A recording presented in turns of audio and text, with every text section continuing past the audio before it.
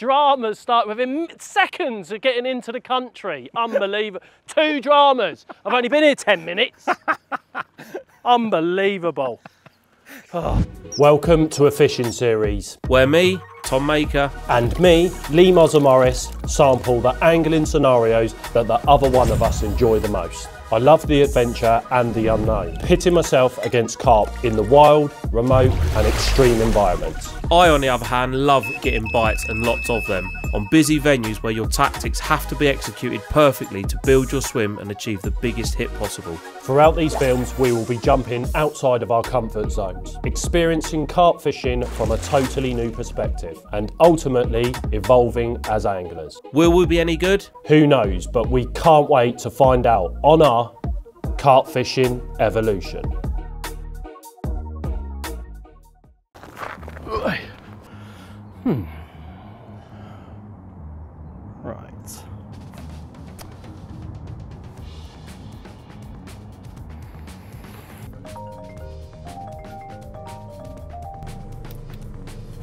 Here he is then. Yes, Mr. T. Yes, what do I owe this pleasure then? I've got an idea. Go on. How about come out to a massive wild French lake with me out somewhere in France? We'll have loads of calamities and it'll be a right laugh. I've not been abroad this year, so a little trip to France is not going to go amiss, that's for sure. Well, it won't be a little trip, it'll be a big trip. I'm not afraid of any challenge. Sweet. I'm looking forward to it, mate. Sweet. I'm there. Nice. Send me the date, book it, I'm there. All right, sweet. I'll see you in a couple of weeks. See you there. Top man. It's all right. Bye-bye. So the date was set and we left in the early hours to start our adventure into France. Of course, it didn't take long for me to have my first drama when I used the wrong nozzle whilst fueling up and covered myself in diesel. Instinct. That aside, we travelled for another 5 hours into France and arrived at the lake. It looked prime, fish showing everywhere, and it looked like there was no anglers about.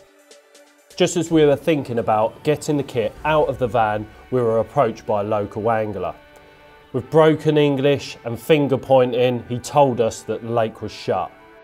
After a quick phone call, it was confirmed. Although we could have stayed, but it was one rod only and no boats. This was not what we had set out to do, so it was back onto the road. We soon arrived at another lake, a huge expanse of water. Could this be home to a public lake giant, we thought. It certainly looked the part, so we decided to give it a go. But again, lake number 2 didn't come without its dramas. Did it, Mozza? So I'll elaborate on the story a little bit more. Now, obviously getting to the swim was a logistical nightmare, as they always are when you go out on these public lakes. So getting it down this track was it was all right for me. I was sweet. Granted, I could have got the van closer, but well, anyway, that's part of the problem. But my van it's in eyesight, so it's okay. I can see it. I guess so. So we had a bit of a to-do with the guys next door, who are 500 yards that way, and they decided to fish 500 yards that way. So they had only just got into the swim same time that we got into the swim, and I couldn't actually believe what I was seeing. But you do get that out here, and it's one of them things. So yeah, we had a little bit of a to-do with them, just me basically shouting a lot in the boat. No, we're fishing in our swim. You fish in your swim, we'll fish in ours. Pardon? And we got sorted. They come round, they apologised. Life was sweet. So it's about 1 o'clock in the morning at this point. Everyone had sort of got to bed, getting set up and what have you. I wanted to get all the rods ready for the morning, but then I thought, I can't just sit here and not put a couple of rods out. So I just quickly hooned a couple of rods out, come back, actually had a bite with it straight away from whilst I was dropping another rod, I'd actually had a bite, but that one fell off, unfortunately, and then put that rod back out, and then this morning it's busted off. Well, there we go, the first one, public lake fishing with Tom. Absolutely mega. The boys, he's a bit lively. We were all mega tired last night, but early hours of the morning, gone out there with the boat, just dropped one at random, found a tiny little feature out there. just like a little bit of a depression in the bottom. That was the person in the boat. In the bottom, yeah, yeah. I was depressed in the boat, yeah. And yeah, got this one, £30. What was he, Tom? £30.12. £30.12. Old half-tail. Lovely jubbly. Well done, Mozza. That'll do some, won't he? That will do. Hopefully, it's the first of many. Yes, I hope so. Beautiful. Away, pig.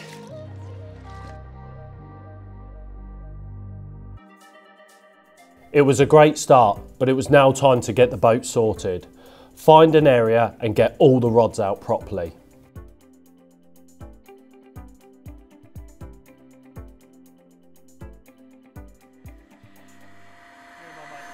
Oh, it's going to blow up.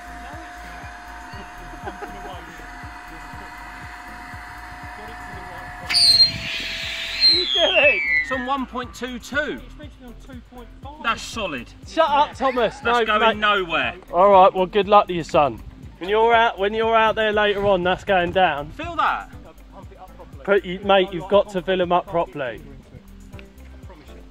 You're not getting it harder than that. You will get it harder than that, mate. It's got nothing to do. Because I'm going to worry. I'm going to put this bluff in my face. Shut up. Right. So what's the crack then? Right. How many psi? Like, have a look at the valve, Thomas. What? Look at the valve. What does it say? Well, I don't bloody know, do I? What do you mean you don't know? Read it. 3.63. That's a bit specific, isn't it? Well, it's a dangerous bit of kit. What are you doing? You haven't even put the valve in properly. Twist the valve. It is on. Twist it.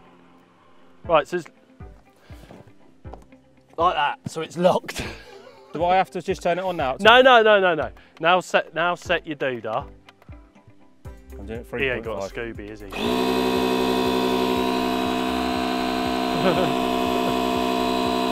Not meant to make that noise. The bass on him. Oh, maybe jump then. I just always have fear of blowing something up and it like blowing up on me. Why? Because it hurt my face. Well, how are you eat kids' balloons at her birthday? Oh, you've never been, have you? Hate balloons. Never been. Do I need to get in the water really, don't I? Yes, Thomas. Oh, flipping hell, I hate the mud. What do you mean you hate the mud? Mate, there's no linear gravel here. Oh, You're it's gonna have everywhere. to get used to it. Oh. Poxy idea of it coming out here. Tom, you're gonna have the time of your life.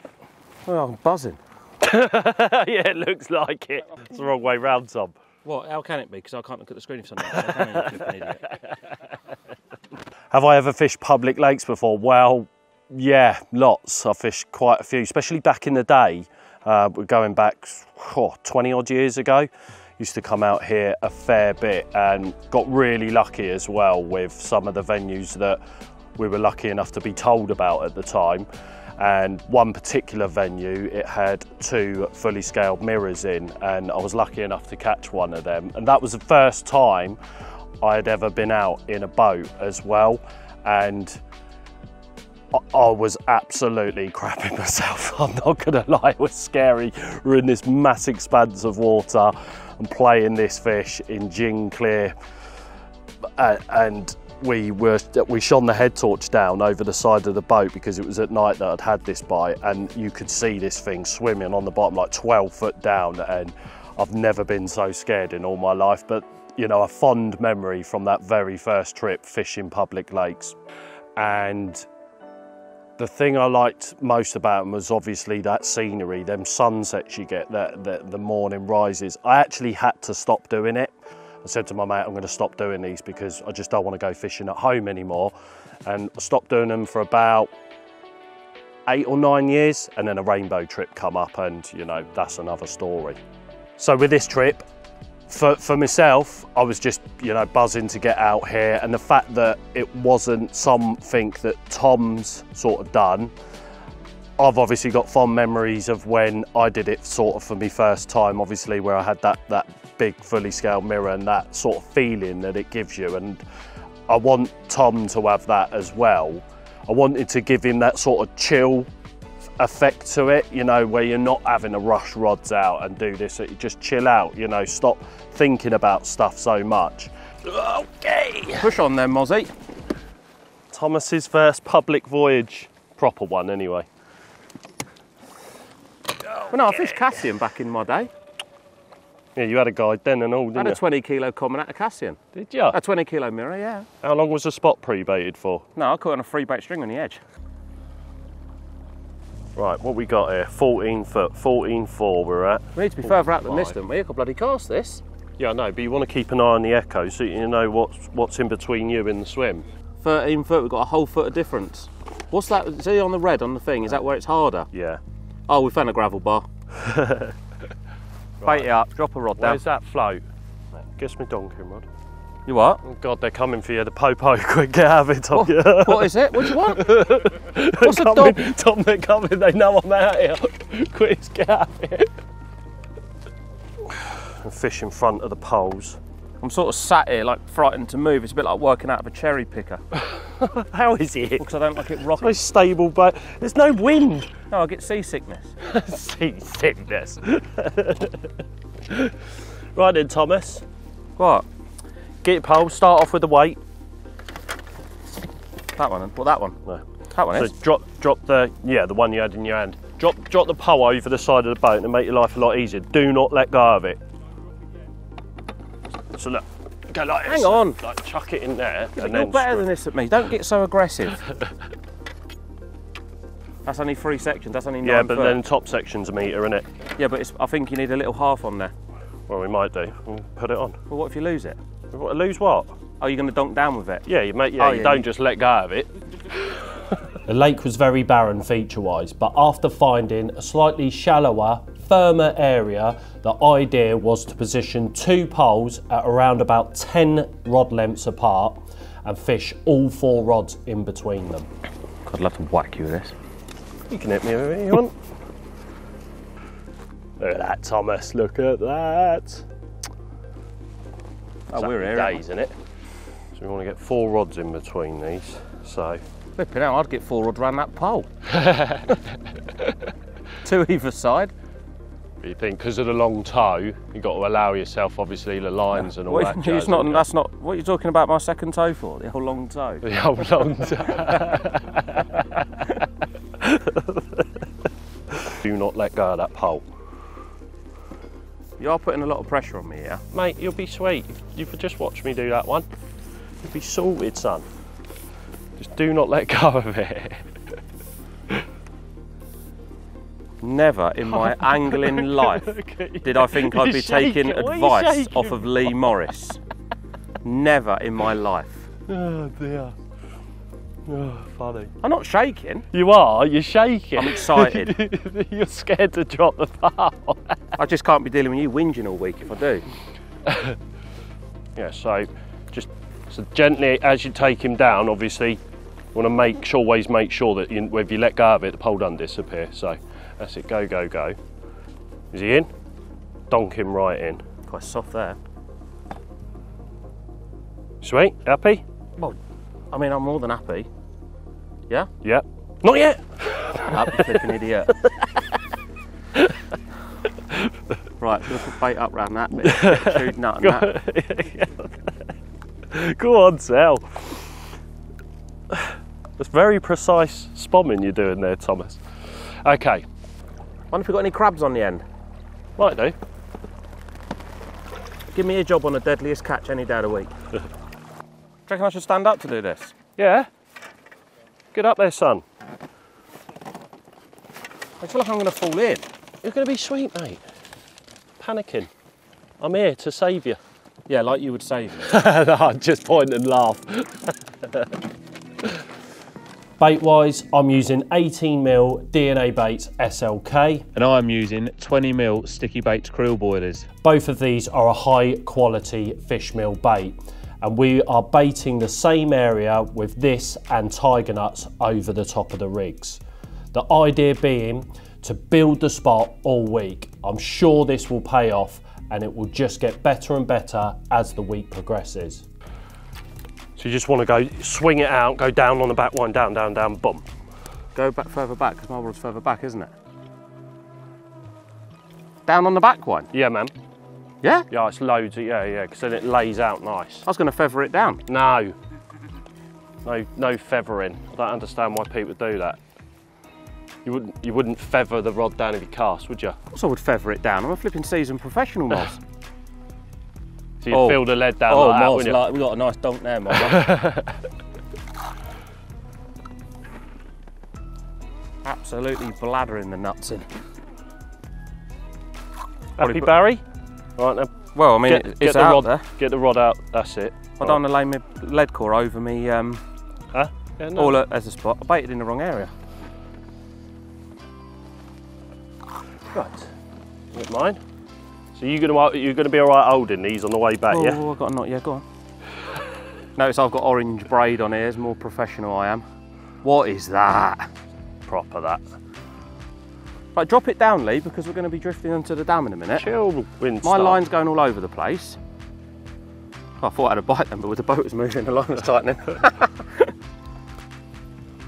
Mate, that's well tangled, your one has. Bosh. You see how much your one tangled? A la bosh. Oh, I've got no tiger. You said you didn't have any tiger nuts. Oh, because your dad is here. Give me some tigers. Right. Okay, got that? Okay, keep them. Give us that one. Right, just keep them apart. You take it. It's better just. Right, just keep them nice and wide apart, all right? That's what she said. Yes, Moz, we've got 2 rods out. Yeah, man.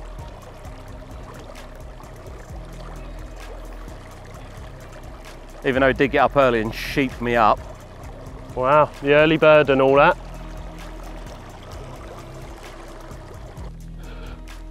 Nice landing. I feel like that guy I've cast away. Right, sweet. I'm not very stable in a boat. I'm a bit top heavy. So I sort of sat there like a bit of a gnome until the rod went out. Got up a little bit, but I was worried that I was going to fall out the boat. I was holding you when you got up. You were sweet. We've done our best Titanic impression on our way out as well.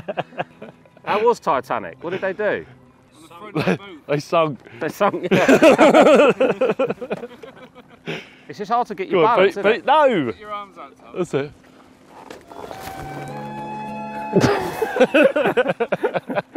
And dropped some rods out, and we're now sitting in the shade because where the rods are it is about 40 degrees, and we just sat back chilling out. So that is where we are now. It's different to what I would normally do. Like I said earlier on, if I haven't had a bite of him 3 hours, I'm going to go back out and put some more bait out. But it's not really the way to do it out here, I know that. So it's just going to be a case of, I would say trusting Mozza, but is that even a thing? Is that even what I should be saying? Trusting my instinct that everything will be all right. And yeah, other than that, this is where we are. Mozza's sitting in the shade, cooling himself down. And life, you're creating the shade. Life is very good. I'm creating the shade. And that's what I've got to deal with all week. All week. So yeah, hopefully we make it to the end of this film without cutting it short. And if it does cut short, you will have known what's gone on. I would have just driven home. And I'll be able to get my van out from where it is because it isn't reversed down a ridiculously tight track. So yeah, get a bus down there. So that's where we're at, and we'll see where the trip takes us from here.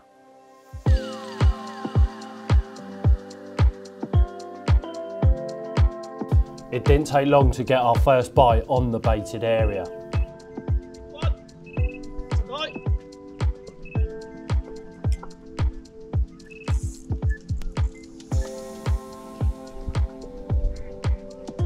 But it seemed to be coming in too easily, and unfortunately it wasn't the species we were targeting. El Bremo. Le Brem. La Brem. La Boche. I think after going out with Moz for the first time, straight away you can obviously tell he's done it a lot. And the one thing that I picked up very, very quickly is he doesn't actually think about the boat. Now I know that might sound mad, but even standing up, you know, I was very off balance. I sort of stood up and I was a little bit all over the place, whereas Moz just jumped straight in the boat. He stood there and he's not worrying about which way to point the motor, and you can just see from us where he's done it for so many years and done it for so long that he's not thinking about the boat. And I think that will be my biggest downfall, is I will be thinking about the boat so much, I'm probably going to lose sight of what's around me. But unless you practice, unless you have a go at these things, how are you ever going to get better at it?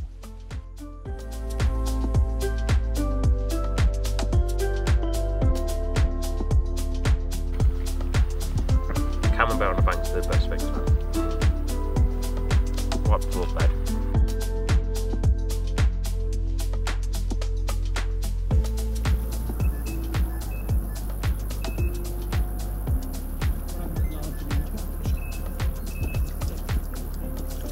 Yeah, it's buckled over.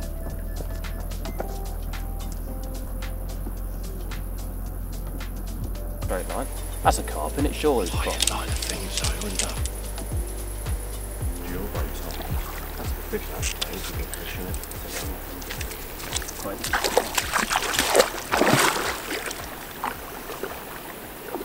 You got him? Yes. Get him there. That's a good one. Is it? Here's my old mate with another one. Here we go. Hey, did we teleport to B1? I reckon we have, son. It's a nice fish, to be fair. He's an alright one. They all come different shapes and sizes on these sort of Like lakes. me and you, Moss. Yeah, exactly that. Yeah, I was a long lean one this morning. It's a bit of you this evening, eh? No, every fish from a place like this is extremely well earned. Yeah, wicked. Yeah. Absolutely wicked. Your turn next, mate. Definitely. Oh, it's coming. It's good just, I know everyone coming. says it's good just being here, it is, because it could just whiz off at any time and you never know. Oh, amazing. So, yeah, 35 pounder this one. No, it wasn't. It was 36. Oh, was it? Yeah. Oh, Done yourself out of a pound. Wow. That must be a linear thing.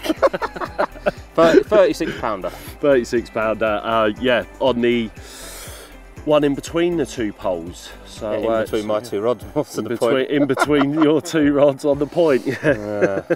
So, But it's potluck, isn't it? well, it's one of them, mate. 4 rods on one area, any one of Yeah. them could go. Yeah, but mega Nice. one. He is a mega one. I like him. He's awesome. The size of the gob. Double 18 mil, and you're worrying it looks too big. It's mad. And then when you unhook them, it's like you could get another 6 or 8 boilers in there. mental. Right, off. He's going to kick off. Any final words, Lee? I'm looking forward to linear after that one. You're in for an hammering on there. We're an hammering on there. The old shoulders on him. Wonder when it'll next get caught. Well, you'll find out on the linear page, won't you? A linear report. That's it. He's like, hey, he don't want to leave you, Tom. That's it, get it wet. So fine, that'll do.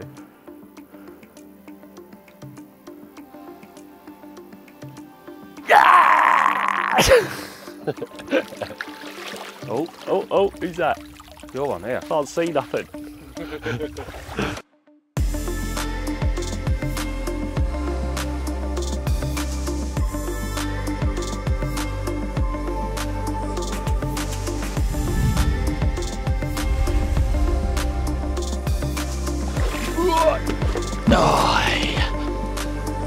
Okay, I'm going to attempt to drown myself.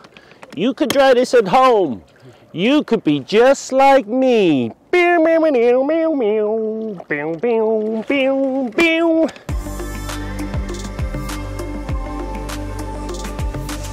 We've had quite an eventful night. It's been good. Tom's head's blown, which is hilarious to see. Absolutely hilarious, because I don't think I've ever seen Tom questioning his angling before. Which is just hilarious. I said to Ben, like, we need to record this because no one will ever see that Tom's actually human. But yeah, we put 2 halo poles out there, and you got Tom's rod, my rod, Tom's rod, my rod in between them 2 halo poles, and put a fair bit of bait out there. I wouldn't consider it a lot, but Tom was saying it was too much, this, that and the other, but I didn't think it was. I would have put more in personally, that's what I'm trying to get at. And yeah, my left-hander went last night in amongst them poles, with that 35/36 pounder B1 styly, and then the other rod went, my other one that was in between them poles as well, that went last night. I got him halfway in, he fell off. Ugh. No one likes to hear that, which was a bit gutting. And then this morning, right just as the sun was coming up, the right hander over the far side, which is the one that we're dropping now, that one busted off. We've got a lovely one in the sling to show you when we get back. So just going to quickly get this rod dropped out, because as it stands at the minute, I've got one rod in the pond, so I want to at least get two in the pond, ready for this morning sort of bite time. And we'll get back to the bank and we'll show you that lovely one we got in the sling.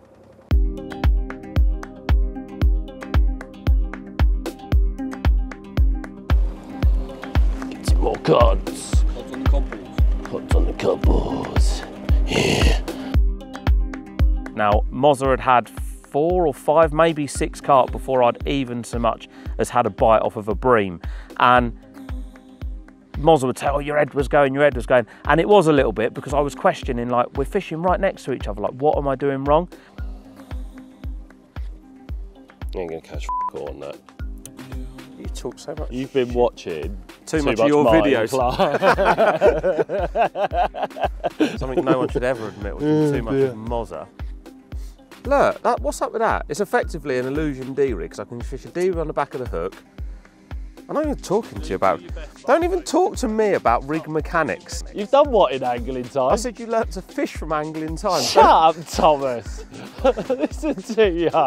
You learnt to fish from the art of fishing. Do you remember you used to have to buy them weekly with your little catalogue thing? Circling the Argos book when you were mid-20s.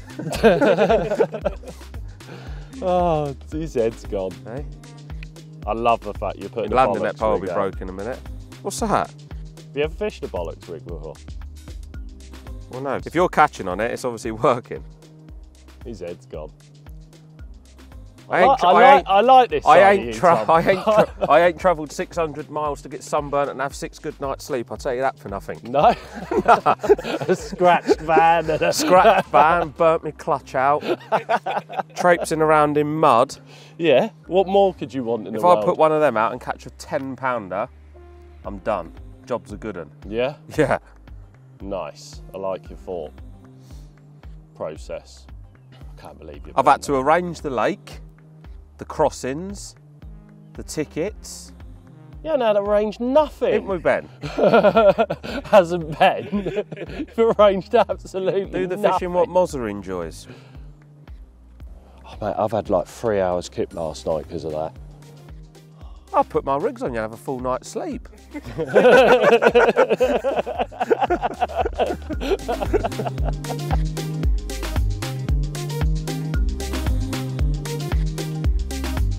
He is a proper cool one.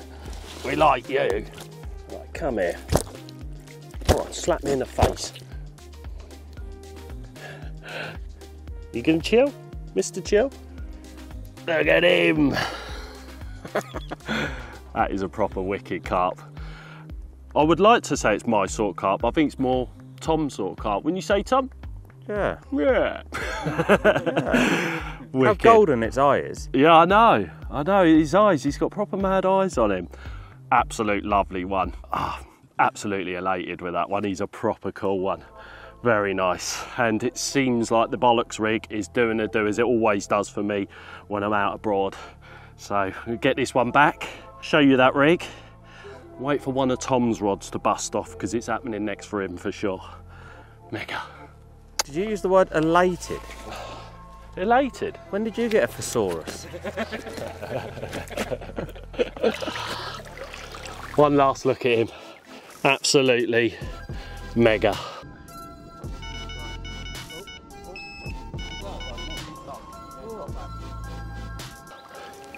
Thank you, carp.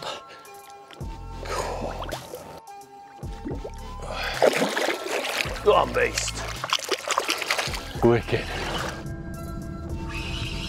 You on? There's something on. Yeah? Bream. There it comes. Mr. Brem flicking around in the background. It's a tiny bream. Little brown. It's a roach. Genuinely the biggest roach I've ever seen. We're having a bit of a species debate. What do you reckon it is? Hybrid. It's my He's had a rough life, isn't he? hybrid. Where's his electric input?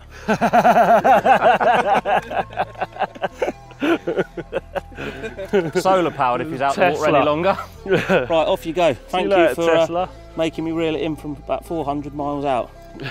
But on the plus side, at least I know my alarm still work.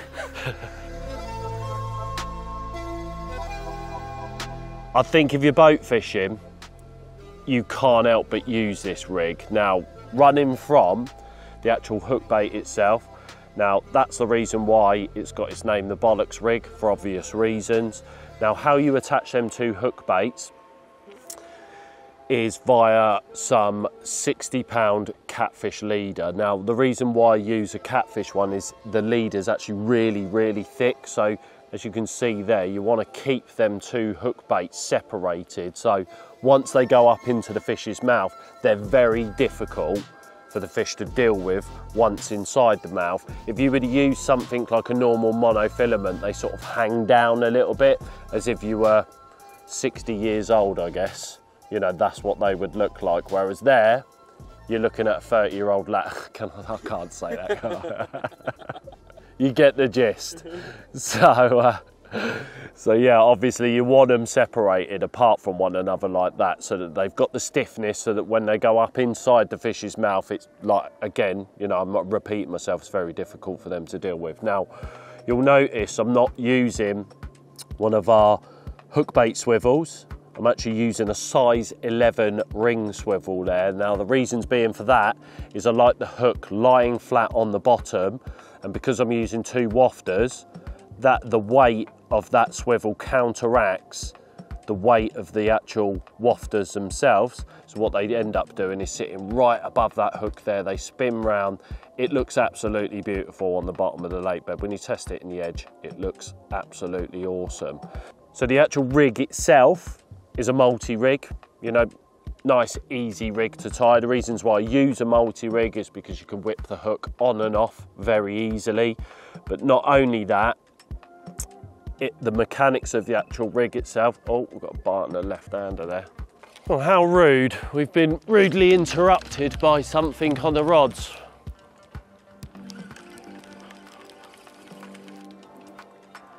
And I don't know what's on the end. I think it's probably one of the old whitefish that are in here, or where did that go? It's there. So I'm just rescuing my back lead. A lot of pike anglers about, so we're having to back lead at the moment. Yeah, we've been rudely interrupted by either a bream or one of the whitefish. It's definitely not a carp. So let's get this in and we'll get back to that rig. And there's the culprit. See the bollocks rig hanging out his mouth there. We'll unhook him, bottom lip, that's exactly where you want him. Lovely jubbly. That's not quite the species we were after, but Bob Nudd has got nothing on me. Yeah, thanks mate, cheers. Huh? Mozza Nudd. Back to the rig, obviously, that's just nailed that whitefish. And many other carp I'll have to add to that as well, because this has caught me so many giants, you wouldn't believe it. So the actual material itself, now this is, it's gonna be called splice. It's a brand new material that I've been testing for a long time now. It's spliceable material, hence the name. It's gonna be brought out under the Naturals range, I believe. The colour has changed. If you would have used our camo splice back in the day, that was quite a sort of beigey brown colour. I am colourblind, so I might have that wrong, but this time round it's sort of got that darker green effect to it. Now, all you do, splice a loop in one end, and then you can either splice a loop the other end, or you can just tie a figure of 8 loop knots. So you've got 2 loops either end. And then what you do is put on one of our tungsten kickers. That obviously aids in hooking properties around the actual hook eye there. It gives you more of a gape as well. But not only that, if you don't put one of them kickers on, if you get things like the whitefish that rudely interrupted us, and you don't have a kicker on there, what they can do is actually pull the loop over the other side of the hook and take the hook off of the rig, and you end up reeling in with absolutely nothing on the end. So you don't want to do that. So them kickers are a vital bit of this rig itself. So the hook that I'm using out here, this is a wide gape beak size 2. I'm not using the X's. I could use the X's, but to be honest, I want to save them for my rainbow trip next week. So there's not many snags out here, so I haven't felt the need to use it other than them 2 posts. But to be honest with you, them size 2 wide gape beaks are as strong as an ox anyway, especially places like this. There's no need for it. If there were snags out in the water, then I would use the X version of this hook. But for all of this stuff, size 2 wide gape beak is more than strong enough. I always finish it off with a little bit of putty, a couple of inches just behind the actual hook there itself, just aids in hooking properties as well. And then finish the end off where you've got your other loop, whether that's a figure of 8 or a splice, with a tungsten tail rubber. Now the actual lead setup is again something different I use in the UK. In the UK I always use lead clips, but out here abroad when you're using massive leads like those there, you're gonna get punished by nuisance fish. And if you're fishing at distance, you're gonna want to have a heavy lead on, especially like here, we're fishing mega range out here. And because you're fishing at that range, when you're coming back in the boat, if you get a bit of wind on the pond, you want something that's gonna always hold ground. Now the problem with using something like that, 12-ounce lead, if you get one of them whitefish or a bream pick this up, they might not be strong enough to force that lead off of the lead clip. So that is why I love using the running rig system, because the minute a small fish picks that up, it's just going to pull away from the lead. They don't have to be strong to do that, and you're always going to get indication from the other end of the rod no matter how far out you're fishing. But not only that, it's a little bit different, isn't it? You know, using a running rig kit, you don't see many people using that. A lot of people do use the lead clips. Another reason as well why I don't like the lead clips is I think it's too harsh on the actual hooking properties, and they use that lead to their advantage to shake their heads, get rid of the rig. You end up with everything falling slack, and I've had that a lot when I've used lead clips with big leads like that. So that's many reasons why I love using the running rig system. Now it's still a drop-off system. If you've not seen this before, you get this as a kit, and the actual swivel itself sits up inside that there, and you actually fix that lead off with a PVA strip that you can see inside there. That will melt. The force, the actual barrel of the swivel itself holds nice and tightly inside the actual clip there, and then obviously when you get the bite, all falls away, you get the fish in. That's attached to some of our Naturals submerge leader, and I've probably got just under 1 metre of that on there, so nice and strong. You want all of your kit to be nice and strong when you're out in here, because you don't want that to let you down.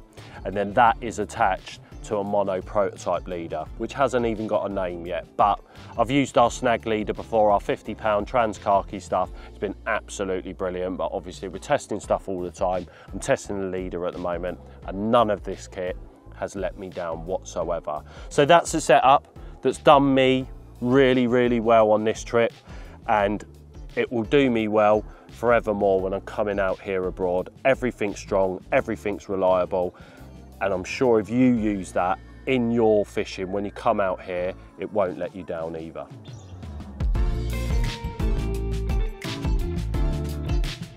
It was time to redo the rod, so I decided to venture out alone for the first time, and it reminded me of a story involving a fish finder in the past. I'm not the best at telling stories, but this is actually quite funny. So I went to Rainbow a few years ago, and I had an all singing, all dancing fish finder, borrowed it off my mate, thought I was the man. Anyway, it was raining, I was in peg 18, but out to the left, a couple of the regulars that walked round said, oh, there's a nice spot out there to the left. Set the fish finder up, got the battery in, got in the boat without falling out, cruising out there, going out, thinking, bloody hell, it's enough up and down out here. Go a bit further, all of a sudden there's a real peak. I thought, oh, that must be the spot that they're looking for. Anyway, by the time I'd fumbled around, the wind had pushed me away, so I couldn't find the spot again.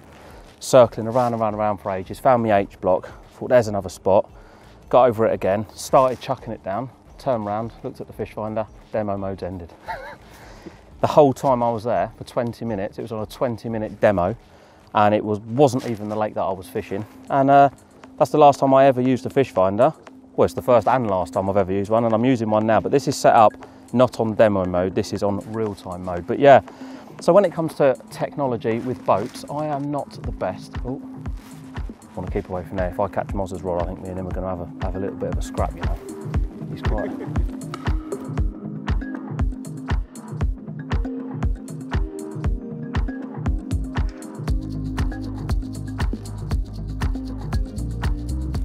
Breakfast time, innit? Yeah. Otherwise it's too hot to eat. It's even too hot to eat It's by my never standards. too hot to It's eat even for too hot you, to eat by Tom. my standards. Said Tom Maker never. I'd never drunk so much water. Honestly. Never drunk so much water in my you're life. just full of water, ain't you, Tom? But, I mean, I've only had my rods out for well, just coming up 24 hours, so yeah. God, feels like we've been here ages, doesn't it? No, that's what it's like fishing with you. Wow. It's a chore. It is a chore. Sure. I mean, normally I'd be like, 24 hours in a peg, I'm going home. It's not happening, I'm moving or going home. But I think you've got to wait here, haven't you? Which this is the part of my fishing that I'm not, is patient. But one thing fishing with him, it teaches you patience. So, it's all good. We'll be all right. That's like your bloody leg, innit, was my arm? Yeah. Oh, Mr. Skelly arms over there. Oh. Always put sun cream on. Now I have put sun cream on. I'm not sitting out here being a hero without any. That's something I think as anglers we don't do enough. Put sun cream on. I am white though, ain't I? That's the problem when you're a bit plus size. You don't want to get your top off that often. It's right for people like Mozza's old Skin and Bones. They're straight off, isn't they? Mozza's got one of them 6-packs that like all skinny men have, you know what I mean? Never worked out, have you? Have you ever worked out into a gym? Yeah. You haven't? Yeah. You've been to the gym? Yeah, I used to go to the gym all the time until I nearly lost my bloody arm. What did you do? Lift the 5p dumbbell up? Snap. My arm! How'd you nearly lose your arm? Bit glass, done me, look. Oh yeah.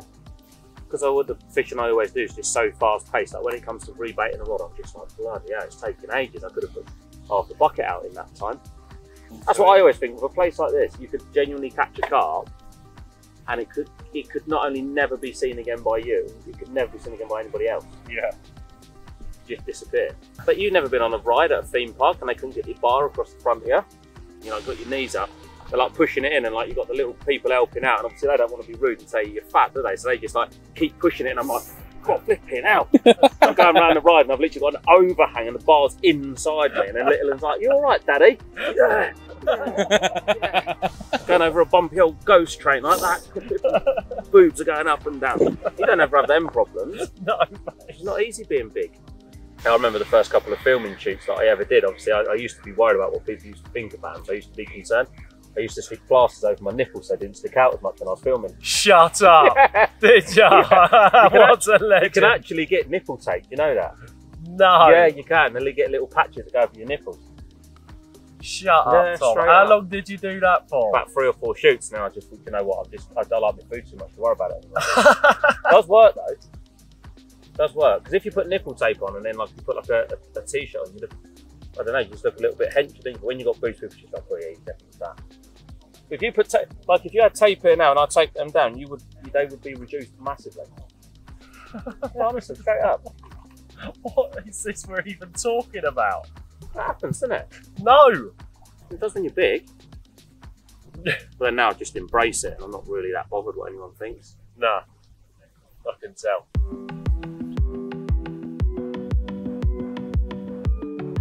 Well, being as it is my first public lake fishing experience, I thought whilst it's quiet in the middle of the day and there's no one out on the lake, I'm going to jump in the boat and I'm going to familiarise myself not only with using the boat, but also with the lake as well. Now, it's a big lake. It's probably 300, I would say, 300 plus acres. And yeah, it's mad, you know. And I think one of the biggest things for me is just jumping in the boat and going across the lake and there's no one shouting, oh, mate, you can't do that, you can't do that. There's no one out here to say otherwise. There's no real rules. It's a totally different side to carp fishing than I've ever witnessed and experienced before, but it's definitely something that I will be doing more of in the future.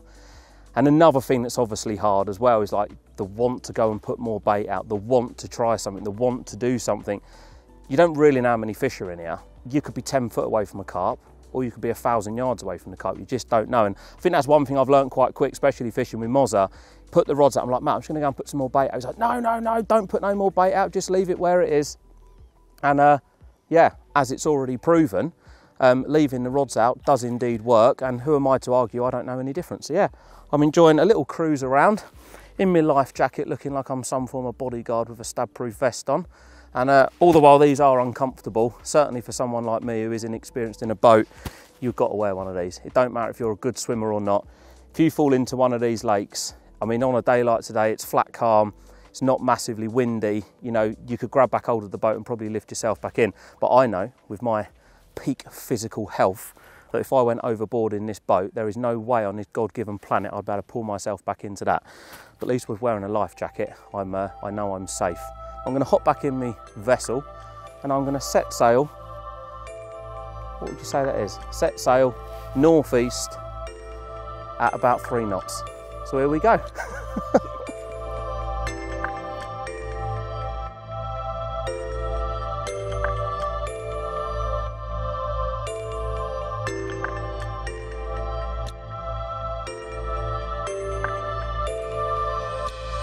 Screenshot that.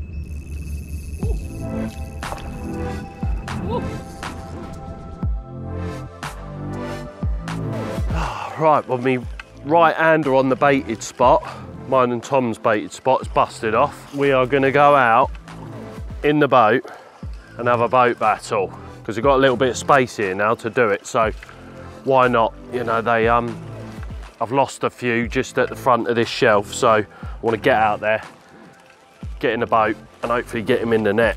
Let's go.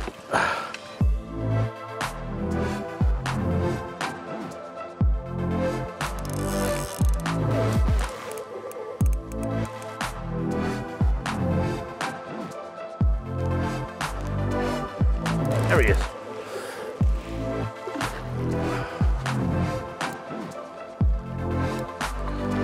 Come here, Mr. Carps. All right, be like that. There he is. Boom. Nice, as they say in France. Or is that Nice? What are we saying, Tom? Was that worth the boat battle? No. The most pointless boat battle in boat battle history. Why? Because you've landed a few carp now, we've landed roach, we've had no problems with a boat. Yeah. You landed one fish from a boat and wiped me out. Well, that's all right. But now you've had your little pug wash thing, you can drop all of these in between the rods without me and I'll do mine. You watch me fly, boy. Then we'll no wind, you've got no excuses. Then we'll have some de-spooling. Then we'll see who's Mr. Wipeout. You happy with that, Tom? Born happy. Born happy. Do you want to hold this fish for me? No. I'm only here for the big uns, boy. 20 kilo, first bite, you watch. 20 kilo! Public lake, mission complete. I hope so. Chapter 10 in the book. Europe completed it. It's him. Kick him right off, innit? Lebosh! Did you hear that one? Yeah, it's kicking off.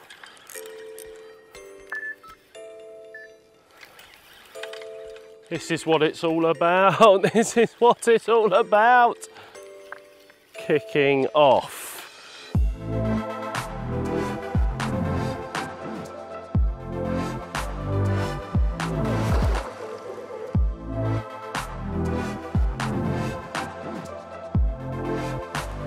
Here he comes, here he comes.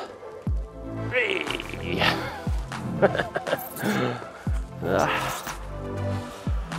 Another one bites these nuts.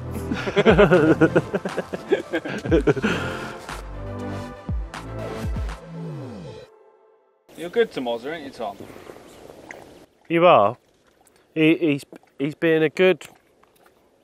What's the word? Teammate. Teammate.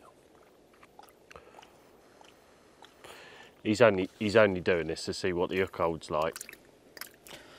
Well, when I went to college, I done like care in a community course. Yeah, right. But when I come out of it, obviously I just went as a sparky and then just decided to go fishing. So it is quite nice to put what I learned into practice. It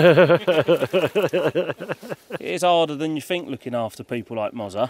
Yeah. Rare breed. Flipping out, it's well hooked. I think I'd like to become the matey next door, to be honest. It's a bit of me. Look, he's got a Zimmer frame he's about to put in the water. Look, have a look. Turn around, Ben. Look, that's a bit of me, that. Like when I retire...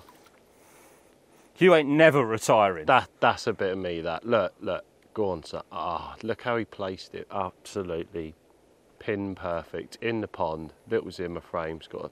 How can a human being that's never worked a day in his life even talk about retiring? Right, Tom, I've worked more days in my life than you've had hot dinners, son. And that's saying something of a man of your stature. Not what I say to that then. Work smarter, not harder. Yeah. This is going to come up some bullshit. This is the brace of carp that Mozza's just landed. And he's kindly letting me touch one. Are you mounting that side of that boat, Moz? Yeah. Right. Where's me fish? I'm going to give it a little head lift because they're going to kick off. Yeah. 2 little commons. But on the positive side, 2 bites in the middle of the day. Yeah. Indeed. Right, I'm going to go for a small lift. Right, it's going to be a bit chicken oriental. Ready? Yeah, man. Got one eye, this one. Got one eye. He's been through the waters. Look, bless him. I don't think he's even ever had one, has he? There we go. Tiny little mouth as well. Well done, Mr. Moz. Cheers, man. Brilliant angling. Great to witness. Nice. Great to beer in the presence of greatness. Thank you. I'm catching one tonight. You are. You're going to have the biggest of the trip, Tom. It's happening. It's happening, son. Catch a carp out Good of one of these things lakes. come to those that bait. Wait. Is it wait or is it bait? Well, it's wait, because not everyone has to bait, do they? If you don't fish.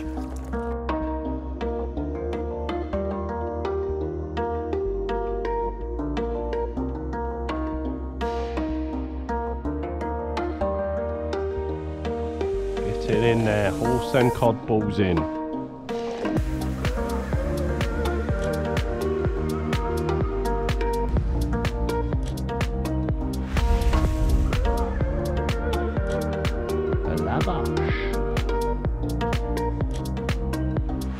Never did I think I'd see the day where Tom Maker would be out in a boat on 300, 400 acres of pond on his own, bear in mind, which is a first this trip, isn't it? Yeah. It is it's first this trip. And I love the fact that the trip's gone the way that it has. I was just explaining this to Ben, that you never get to see this human side of Tom Maker, because Tom just slays them everywhere, doesn't he? He's a very good angler, and it doesn't need me to butter him up how good an angler he is. But he's out there at the moment, absolutely trying his hardest. He's probably 300 yards out, finding himself a spot up against that dam wall behind me, and never did I think you'd see the day where he's trying this hard, and I love that. I love the fact that this trip's gone the way it has, the fact that he's proper trying hard, and I think, you know, at the end of the day, I think Tom's going to catch an absolute leviathan at the end of this, which I'm really hoping is going to happen, but not till the end of the trip, because we had a very good conversation this morning where Tom, he didn't lose his head, he was just questioning things that he was doing, and I'm like, mate, just this sort of fish, toss it over the side of the boat, put a couple of handfuls over it and get out of there, which isn't Tom's way, which is why we wanted to do this series, because you're out of your comfort zone, aren't you? You know, when we do the next one, I'm going to be out of my comfort zone, but for me, it's just a case of putting crude rigs out there, making sure that all your kit's strong and doing what it needs to do so that you can get the fish in, and just chilling out, having a good time, having a lovely, lovely time on places like this. Whereas Tom ain't up for that. He's like, let's get these rods out. I'm like, let's just have a little chill, Tom. Let's look at him. He's out there 350 yards out, trying his hardest to get a bite, and I hope it's going to happen for him. I really do. I know it's going to happen for him. It will happen for him, but I like to see this side of Tom Maker, which no one ever gets to see.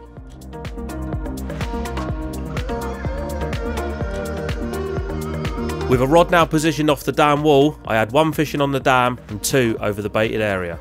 It was just a matter of having some dinner while the sun set and waiting. Will tonight finally bring me some luck?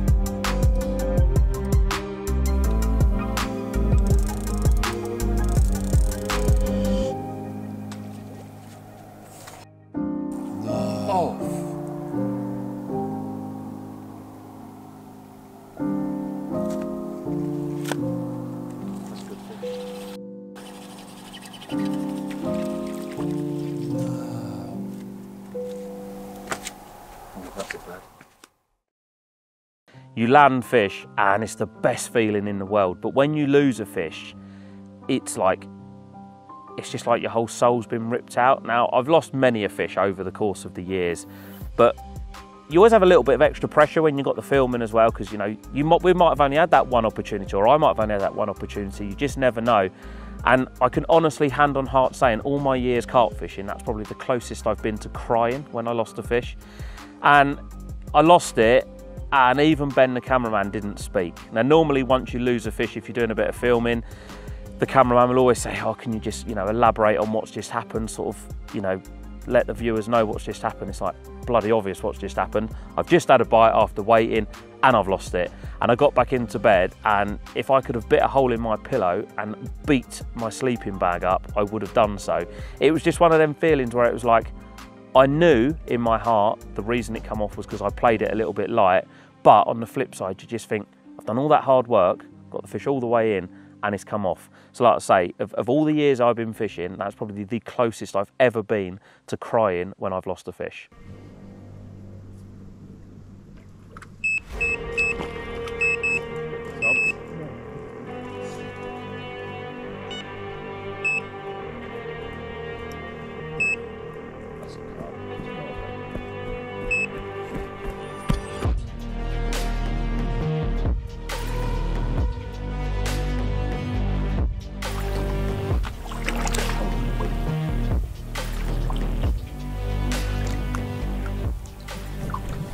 Don't even want to look. My heart is pounding.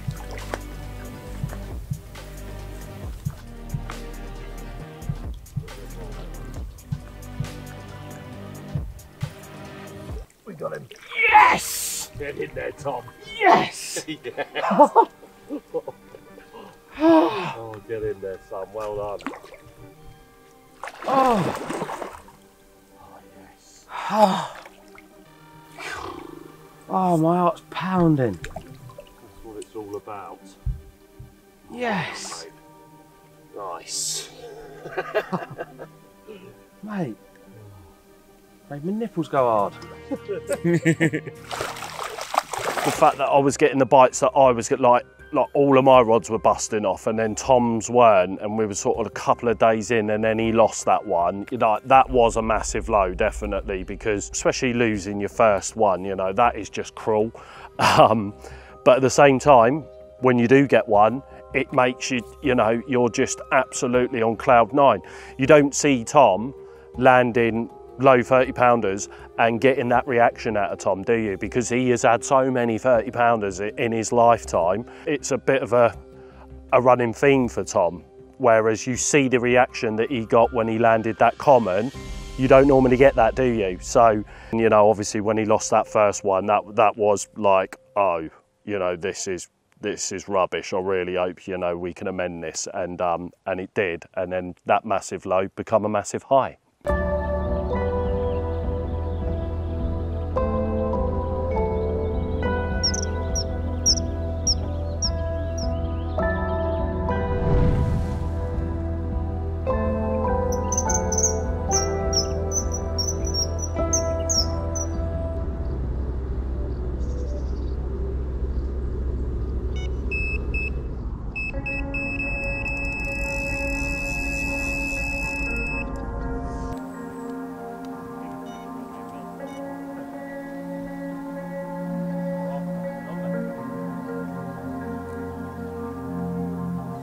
Something's definitely changed, hasn't it, overnight since yesterday? 3 bites.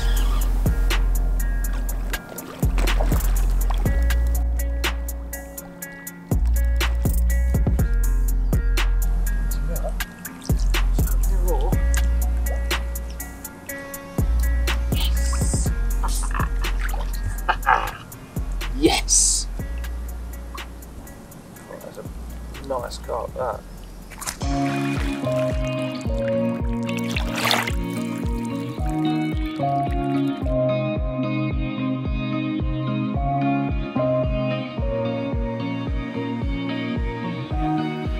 Yes, Tom. Oh yeah! You got one. Look at that. Oh mate, that is a mega, What an mega impressive. one.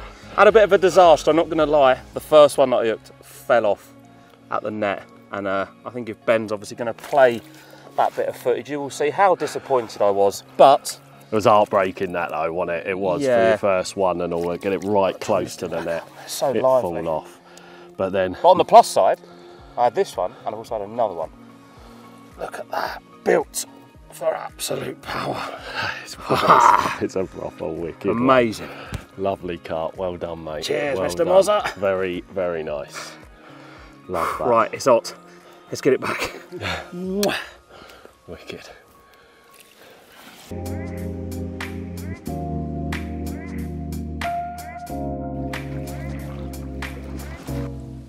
He's a belter, him, and he absolute lovely one. Look at this one. That is what you call a session maker. Big, grey and old. Weight is completely irrelevant. What a carp that is. Simply lost for words. Look at that. What a beast. Your beauty. With a scum round his belly.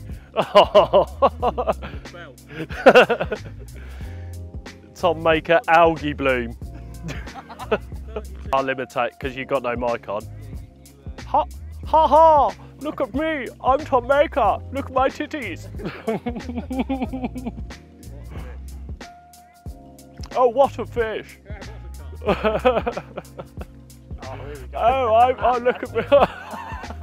Tongue out, tongue out. And you've just had a snake. Snake, look, snake right here. Oh my God, Ben, get a snake. Snake right Ben, here. get a snake. Well, you make that look like a python with some I reckon that's just come out your top. turn up in my belly button. Look at him, look at. It's piercing you up, boss. Yeah.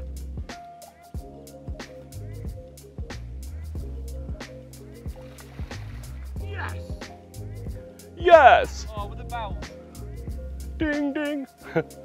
Do do do do do do. Here you go, Thomas.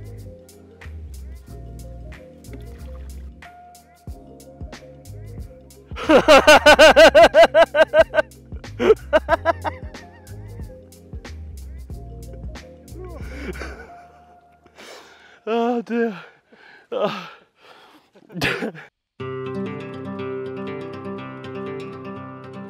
So here we go then, mate. Look at this, a proper python. Unbelievable. You don't get many of these round the old public lakes. Look at him. Oh my God, he'll love you. Look at him rearing up. You see that at the front there? What that is his head. And what he'll do with that head is he'll bite your head. Look at it, how vicious it is. Oh my days, look at him rearing up at me. Ain't it a fantastic creature? God, well, look at him go. He's gone in the... I proper pissed him off now. Look at him rearing up at me. Whack, he goes at you. Whack. Look at him. I reckon he could jump 10,000 feet, this one. Right, now we've seen this one, we got something else out in the water. Have a look at this hippo. Unbelievable. Look at the way it's bathing. It's an incredible creature. You don't want to get too close, because any closer than this, it'll eat me and my children in the same sitting.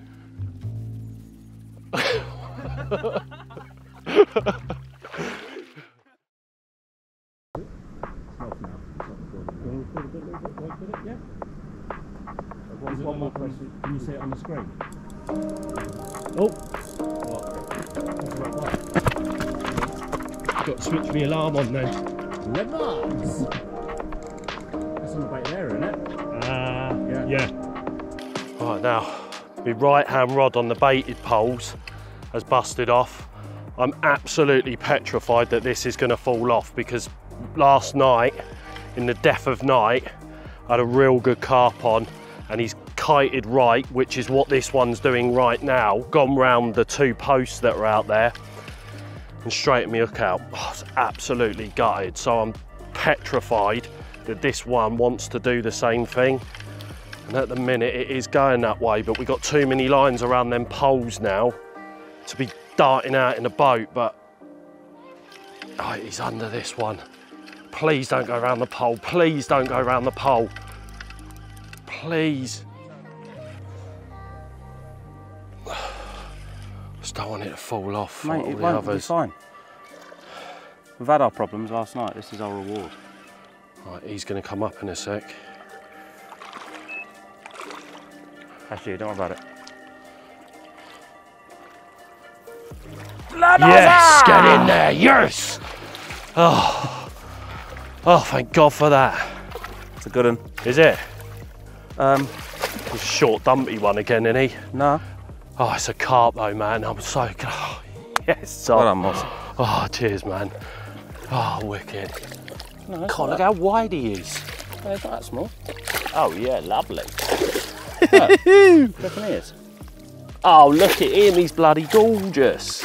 Yes, yes. You said it felt bigger. Oh, man, I'm shaking like mad. You're never going to lose it. No, proper nailed, yeah? Proper shaking it. That's a great buzz, isn't it? Oh, I love this buzz. There's no better buzz. Oh, yes.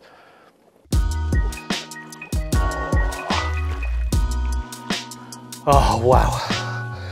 For me, this is what it's all about. Coming out to public lakes with your friends, catching giants like this. And when they look like that, life doesn't get much better, does it? That is an incredible, incredible carp. His peppered scales down by his wrist, real wide across the back he is, and just, oh, absolutely elated to have got him in after last night's dramas. Oh, what a fish. Absolute trip maker with the maker shaker. Yes! Mwah. Wow. Oh, one last look at him. That is one wicked creature. Mega. What a carp. Yes. What a belter. Thank you very much, you animal.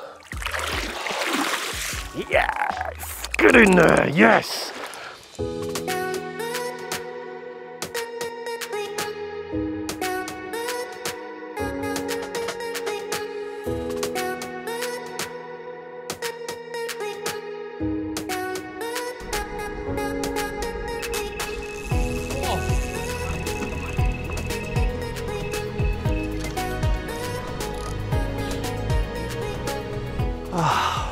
Well, I now appear to have no rods in the water. Right hand has gone tench, the other one went brem, the other one went carp, which you saw me just put back. Now the final rod that's still in the pond has gone with a carp. Nice. So we can get him in, fingers crossed. Oh, you would just never ever hook a fish at home in this heat because it's unbelievable.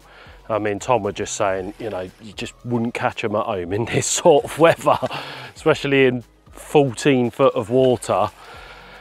It's got to be 35 degrees today and sweltering. But they've been showing out there. Me and Tom have been watching them up the back where we've got a little bit of shade, and they've been boshing out there big time. So it was inevitable it was going to happen, but this has happened for the past couple of days, and it's been quiet other than yesterday. I had that small common off the baited area. But like I said to Tom at the start of the trip, this will get better and better. The more bait we put out, the more we fish in between them poles, the more consistent we are with it all. They always just come good in the end, and that's exactly what's going on here. Big old head on him. In he comes. He's in. Sweet. Whew. Here we go then. Quick grip and grin. Lovely mirror. Lebosh! I think it was a mirror. Might have been a comma. But anyway. He's gone. I've got some rods to sort out and he's gone. God, it's hot. Too hot. Too hot.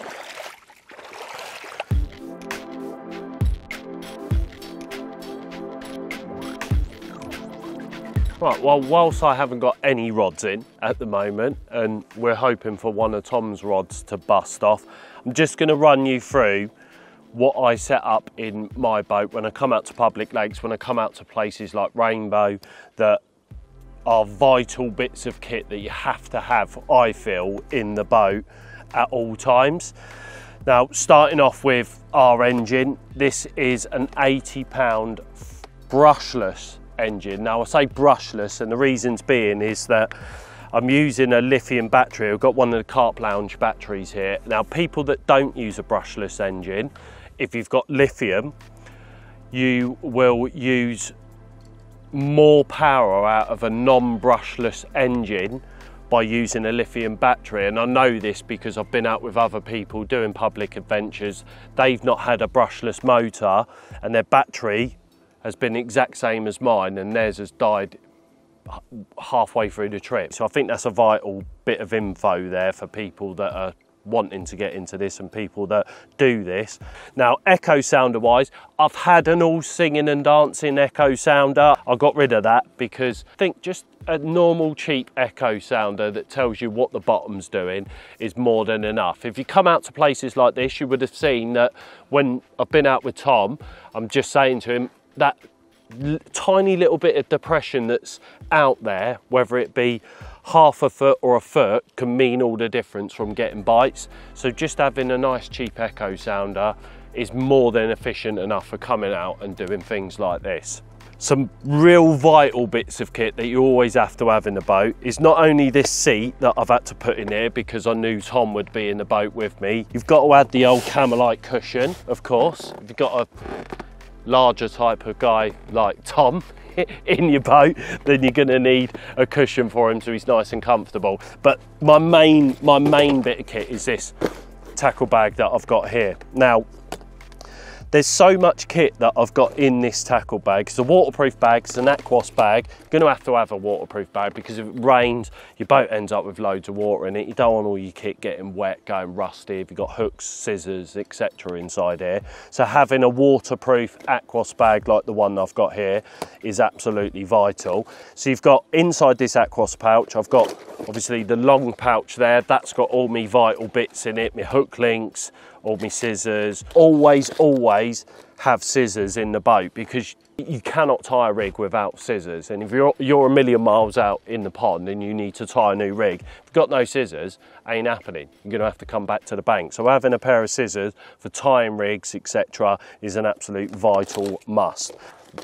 And then you've got these 3 little pouches here. This is the pouch I use the most because inside there, I've got my hook rust stuff, my old ZR stuff in there. I've got a pair of scissors and I've got a tiny little H block, and I've got my PVA strips that I use obviously for me running rig kit for me leads. So I always keep that on the left hand side, and I'm always using that all the time. In the middle I've got my 6-ounce leads, 6-ounce grippers inside there. Get absolutely loads of leads inside this little pouch. Again, these are all waterproof pouches that sit inside the main waterproof pouch itself. And then I've got my 12-ounce leads in there, which I'm running short of. That needs a little bit of a restocking. Now, the last bit of vital kit that I have inside the boat is a powerful head torch. So I always have a spare with me. This is a real high-powered head torch, but not only that, I have my normal head torch on my head, and then I use this for guiding me out whilst I'm out in the pond. And then the boat itself, now you might see this boat as a bit of overkill. Now I'm using a 320 boat here. Now I like a big boat personally. I take a lot of camera equipment with me, I take a lot of fishing equipment with me, and I know that I can get absolutely everything in this boat if I need to move. Not only that, it gives me loads more stability in the boat. Me and Tom can go out, we're double dropping, so he can drop to the left, I can drop to the right, and we can both come back in this same boat. I wouldn't feel confident doing that in a smaller boat personally, because I've not used smaller boats. So the 320s for me are an absolute must for them reasons. So that's a little bit of an insight into like everything that I always have in a boat, because that will put you in good stead for fishing efficiently if you come out to places like this. Right then, Thomas, give us a synopsis on today. A synopsis? Listen, when you're out in France, you have to give a synopsis of every day that you've had out here. Well, I lost the bloody first fish I hooked. Then I couldn't sleep because I was just annoyed. And then I landed 2, so I'm really happy with that. And then you've had a couple more. And they're all just nice fish, aren't they? What's more annoying is the fact that, like, you could probably come here for the next 20 years and never hook into the fish that you've lost ever again.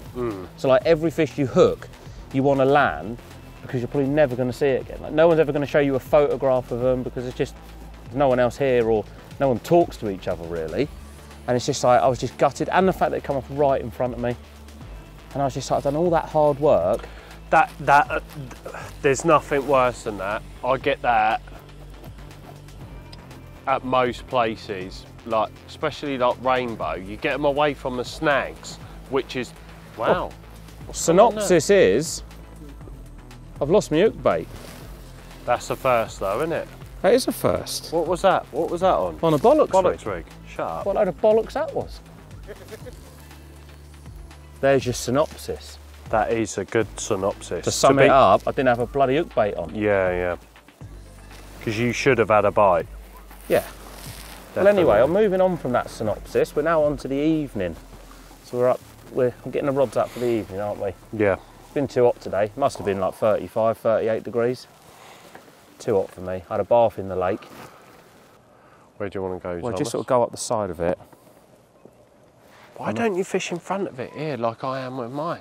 You're not fishing in front of it, are you? But that's why, yeah, I'm right in front of it. Because I've baited that side there for a while now. No, you haven't. You started off here. I didn't. You did. I didn't. We both started off in front of the poles, and all of a sudden you've gone there to try and cut me off. Yeah. I know what you're trying to do. Because it's worked, isn't it? Yeah. That's what I'm saying to you. But now, the wrong way. Sorry, Tom. What's the fucking synopsis on that one then? Jesus Christ. the wrong way. In hell. Sorry. Good job I had some purchase. I'm sorry. God, the world looks good. I've seen the fucking sun setting and the fucking moon rising in one boat trip. Sorry. Oh, you got to have a laugh, haven't you? Oh. Take your time. Oh, God, that's slammed. Mate, there, they must be polishing it. There you go. Go on. Get him on there. Mustn't they? Well, that's slammed down, isn't it? You've always been saying to me it's been dropping soft, isn't it? Yeah. That one. That'll do, Mr. Mozza. Sweet. Thank you very much, sir. Right, now I'm going to sit back down because it's easier if I just sit out your way now. Cool.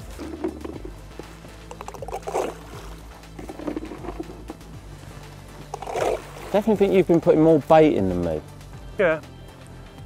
Now most people, they throw them here, there and like throw them around, but the thing is, like if you were at linear and you spodded like that and you landed your rig, you'd be buzzing, wouldn't you? Get that, yeah. You'd be absolutely buzzing. You'd be like, oh my God, all 10 spoms have gone in the zone. So I don't understand why people don't do that in a boat.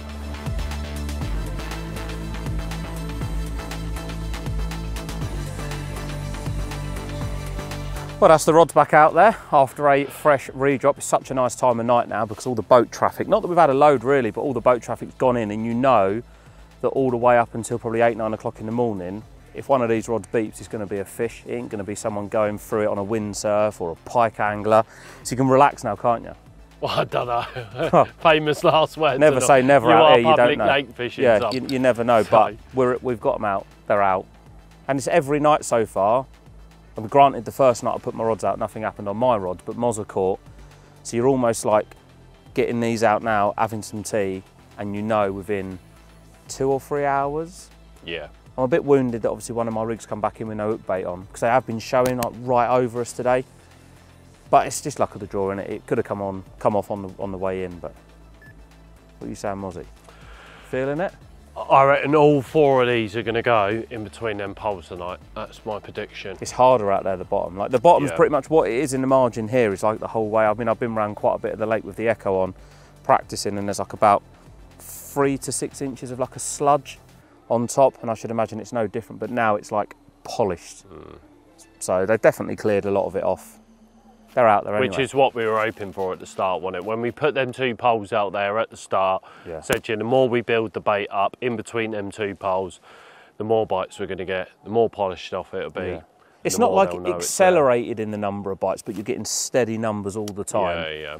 I don't think a lot of people do this. When they come out public lake fishing, you find a spot, you dump bait on the spot, you come back, 9 times out of 10, they never dump it back on that spot. Having them 2 halo poles out there, we're putting our rods out. We've got an area, we're creating an area. Exactly that, you know, the fish are probably not coming in there like dozens, they're coming in like 3s and 4s.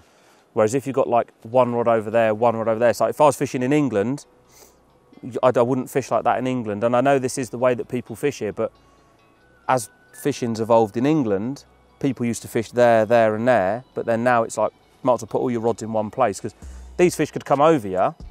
That could have happened. Say that was a rod that was right over where the fish were, you've lost your hook bait. That rig could be tangled, that rig could be like deep in silt. No chance. 3 rods or 4 rods on an area, at least one of them is always fishing, and I think that's the key. Especially here, because they're here and they're gone, the fish. Yeah, this is like fishing 3 rods on a spot. Yeah. But public lake style. That is what we're doing here. So it is very similar to what you do, but just on a bigger scale. Yeah, yeah. Further out. Yeah, but they're out. So the next thing we've got to do is cook tea. And we're having it large and in charge, and we're having fajitas. Mozza's cooking. So if we don't make the morning, you know why. I cooked last night, son. I can cook. Right, come on then. Let's have it. Let's have it.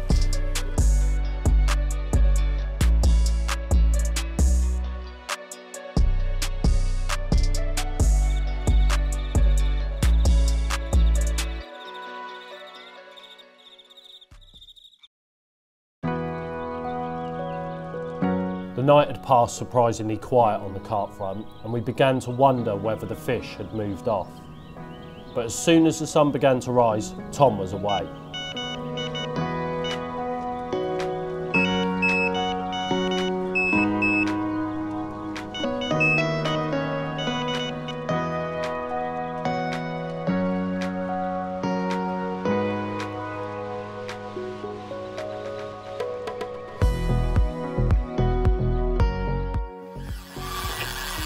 The fish fought really hard, and thoughts started to cross my mind whether it could be one of the really big ones that reside in the lake.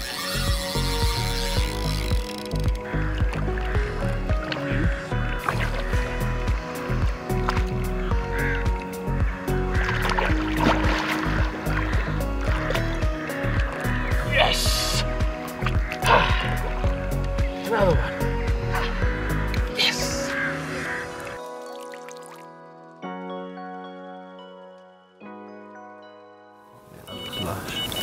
So yeah.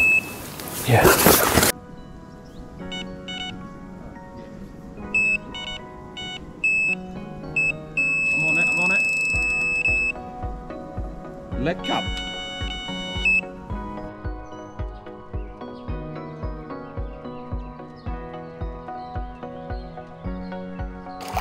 Having it large and in charge. Another one. Only a small one, but they all count. Oh yeah. Well, out here, you have to put so much effort into getting your rods out, and you cannot pick and choose what picks your hook bait up, but each and every bite out of a public lake is very, very special. Just photographing that big common, the other rod goes off, and if he behaves, I've landed this one. It might not be the biggest in the world, but they've all got to start somewhere, and they're all as equally hard earned. Look at that, a lovely public lake linear. It's not very impressed. I'm going to put him back. Right, try and go one more lift because he's a really nice fish. Come on.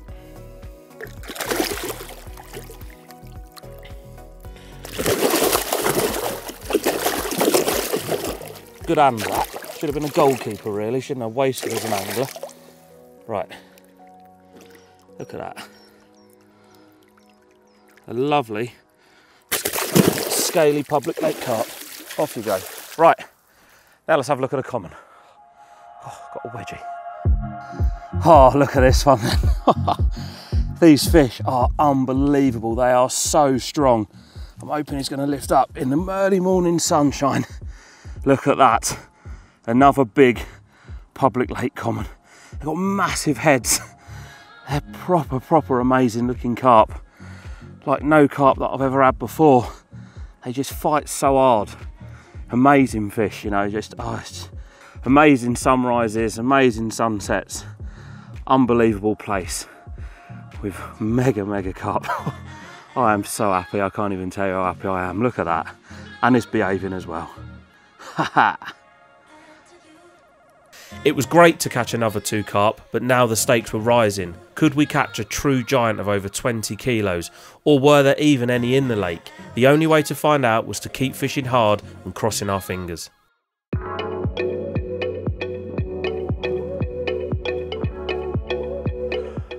Oh, good morning. Tom's had a lovely common this morning. That little linear as well. And all of my rods busted off last night. Couple of brems and a carp that fell off halfway in. Ugh, not ideal. I'm unsure what I've got on the end here. And the reason why I say that is because when you're fishing a million miles out, you never know what you've got on the end until you get them under the rod tip. More of a quieter night last night than what it has been, because the rods have been busting off with carp most nights. But yeah, last night it didn't sort of start happening until about 4 o'clock this morning. I think I had my first bite on the right, and I'm hoping this is going to be a carp. I'm unsure at the minute.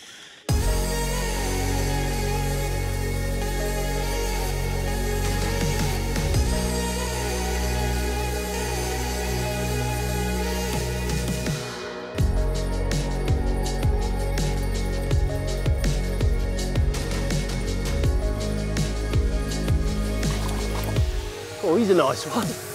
Oh, have you got him? Go on, the Mozza. Get in. We're having it large. Oh, nice. Oh, yes.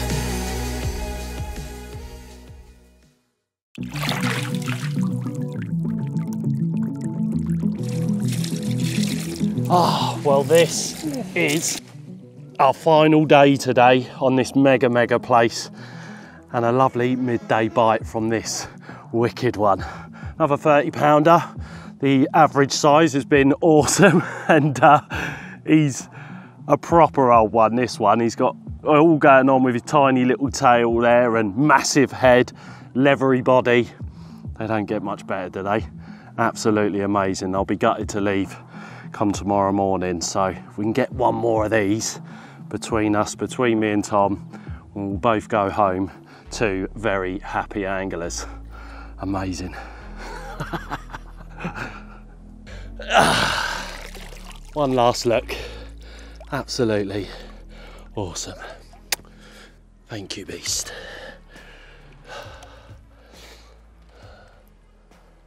Away to your watery home.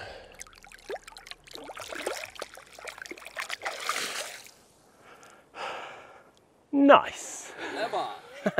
Libash. You always want that one fish, you know. We knew before we come that there was big fish in here. It's a tall order, you know. You're out here for a period of time. Are we going to catch a big fish? Who knows? People spend years and years and years trying to target big fish. Zibosh.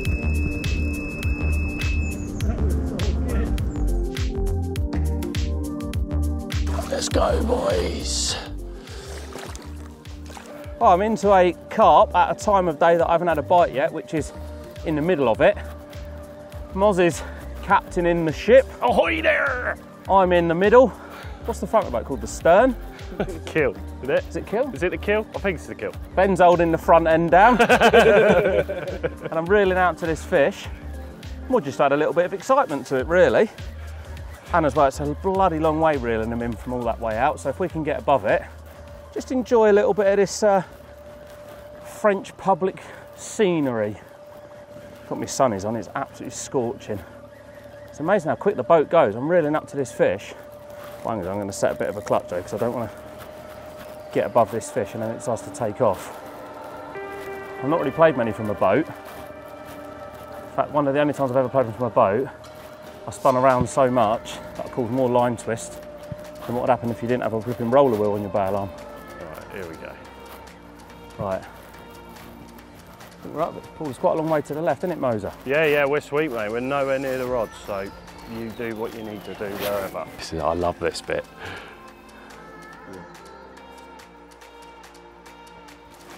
Oh my God. Oh my God. Giant! Get in there, Giant! son! Yes! Yes! Oh, get in there, son! Oh my God! Oh mate! Oh, that is a belter! Get the arse coming through my arsehole. Like, everyone just went silent. Everyone was like, oh, like just holding their breath. So I was like, oh my God! Put Oh the my shake God! on it, look. Oh no, mate! Oh, wow! Yes, Tom! Yes! Oh, mega! Oh. I can't believe how silent we all were. Like, it's the first time I had a we've bit of all sex when you come out. Fuck, I'm shaking, man. Oh, mate. Look at him. Oh, he's bloody awesome.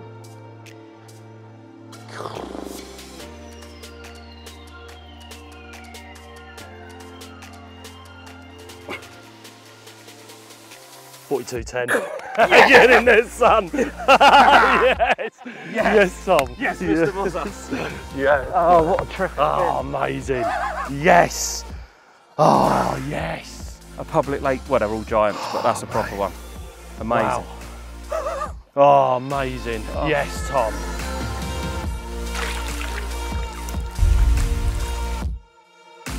He is awesome.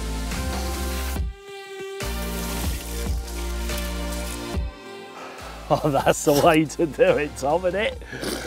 Look at that, man. Oh, yes. Off the carp. Absolutely incredible. I'm so glad it's happened for you, mate, honestly. I don't even know what to say, mate. God, that incredible. Is amazing. Absolutely wicked. And we've still got one more night to go, so it's still, you know, one of them rods could bust off. And it's getting better and better. Oh, it's unbelievable. I don't want to go home. No, I bet. Oh, mate, wicked. What a fish. Well done, mate. Well done. Right, let's get her back. Oh. Hopefully there's another one out there with your name on it. Wicked. Nice. It's just been amazing from the very start right up until this point. We have had the best time here, we really have. We've had loads of bites, which has been good. Tom's head's fallen off, which has been good. Tom's been on a massive high, which has been good. You know, we've just put back that absolute worldie, and the fact that Tom had it whilst we were in the boat, and you know, it's something totally out of the ordinary for Tom. That's the pinnacle point for me, definitely. What I'll take off from this trip is that memory that he's now going to have, which I had all them years ago, catching that big fully. He's now got that memory that's going to last a lifetime, definitely.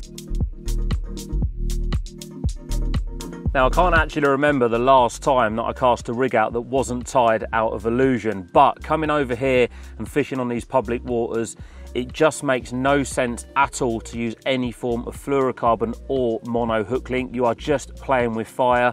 All of these lakes are littered with stones, they're littered with broken mussel shells, they're littered with all sorts of debris, and using any form of fluoro or mono as a hook link, it is just a recipe for disaster. One nick on that hook link, a fish picks up the bait, pulls against a 10 or a 12-ounce lead, it's game over, and you're simply going to be snapping off on your rigs almost every single time. So I've got a couple of rigs in my hands now, one of which was the very rig that I started with, a rig that I thought was going to catch me my first public lake carp, but it transpired that it didn't actually do me any bites at all. Now, when Mozza put his rods out, he went straight on to using his famous The Bollocks rig that he uses abroad all of the time that he comes over here, and it was quite apparent quite quickly that what was actually happening is the smaller fish, the bream, the whitefish, the tench, were picking up the snowman, they were picking up the 16mm pop-up that I had on top, and I think they were moving it around, and my rigs were coming in and they were a little bit twisted up. So I went from that, a rig that I've got so much confidence in,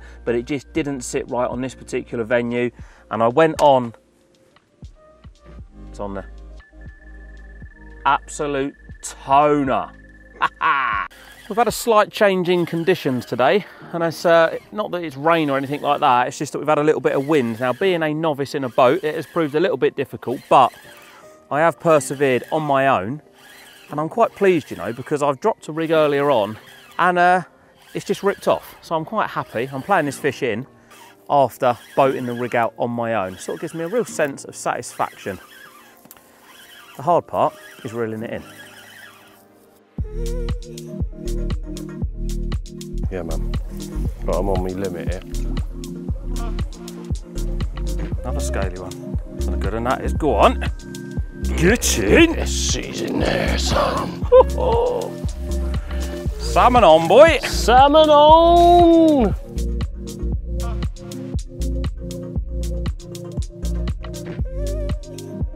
But I'm kind of running out of words to explain these carp, because each and every one of them are just out of this world. Check this one out. Again, totally different to any of them or anything that we've landed on this trip so far.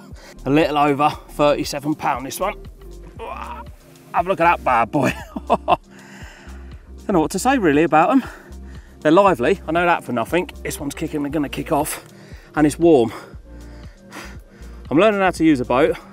I'm well out of my comfort zone. It's definitely, without a doubt, been one of the best carp angling trips of my life. Look at that. Say no more. Well, sorry about that interruption, but it was another very, very nice carp. Now, what I was saying before that interruption was that was the rig that I was using, and then I switched over to a similar presentation to what Mozza's using in the form of the Bollocks rig. Now, this is tied up multi-rig style. Again, it isn't a style of rig that I would use a lot, in fact, ever in my carp angling back at home, but for this rig and for the purpose of the lake that we're fishing, it suits it very, very well. Now, the only difference is that I've got on my rig as opposed to Mozza is I'm tying mine out of 35-pound Cortex, whereas Mozza is tying his out of a new spliceable hook link material, and I'm fishing mine on a lead clip setup as well. Now, one thing that I did notice quite quickly, and one reason why I feel I will be using this rig more, probably at home as well really, is that when the fish come over a snowman or a single bottom bait or a double bottom bait, is they're able to pick up the top bait very easily, certainly nuisance fish anyway, and it's a lot of movement on the rig and it can move it around quite a lot and therefore hinder your presentation. The way in which these two baits are side by side makes it nigh on impossible for the smaller species to get this into their mouth because of the mechanics of the rig. So for this type of fishing, in my honest opinion, and it pained me to say it when it comes to Mozza, but I do personally feel that this is an absolutely fantastic rig for these types of venues where you are trying to specifically target and single out carp over trying to catch nuisance fish. But that is the rig that I'm using out here to great effect on this public lake in France.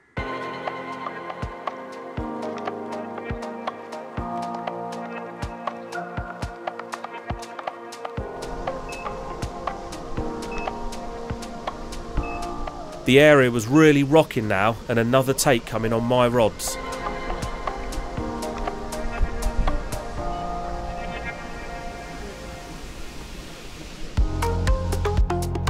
fish kited right towards some snags, so we quickly jumped in the boat, and it was worth it as we soon freed the fish and landed another 30-pounder.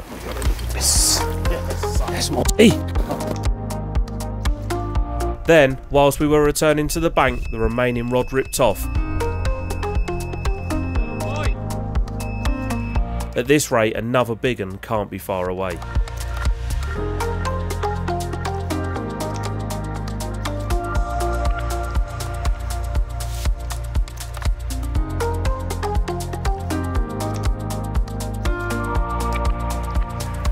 Well, absolute carnage. I just got back from the boat with Mozza.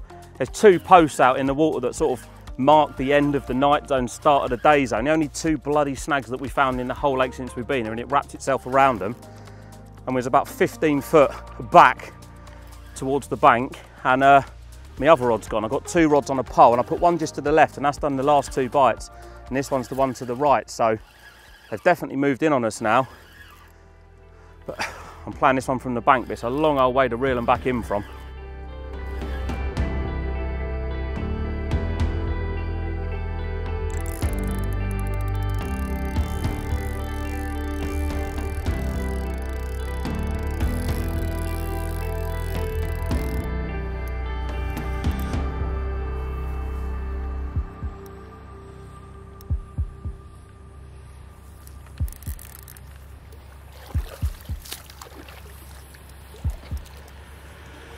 Me.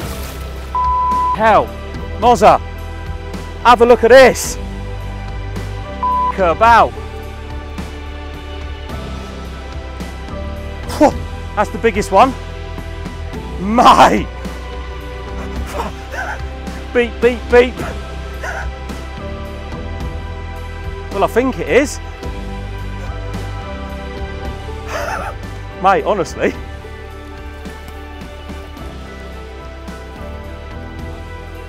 That's a whopper dong, isn't it?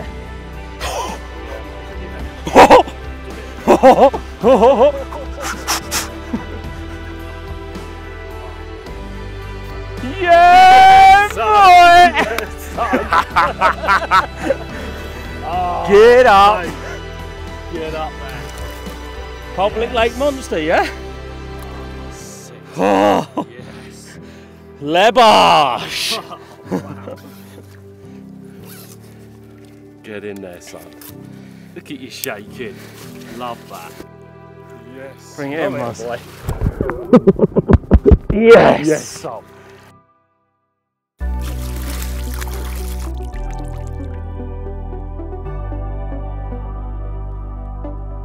Oh, mate. Look at that one. What a battle that was with that. That was a proper gnarly. That is an epic one, man. Playing them from a boat is very different. Very different, but doable.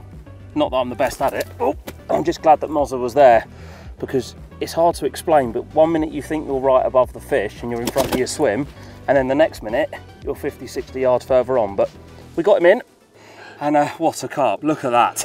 Mega, mega. Good boat battle, round the pole, bit of calmness. Got him in the bit end. of everything. Bit of everything. Look at that. Amazing. Wicked, mate. Well done, well done. Awesome, awesome carp. Yes. Good skills.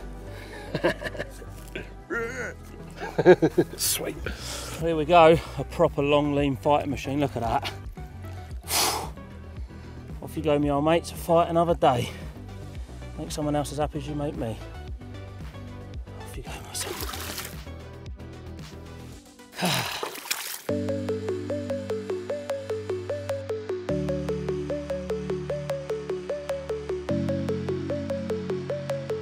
The action at this point was relentless, and before we could even get Tom's giant out, one of my rods busted off. Maybe, just maybe, I could finish on a giant too. Tuna! Salmon on!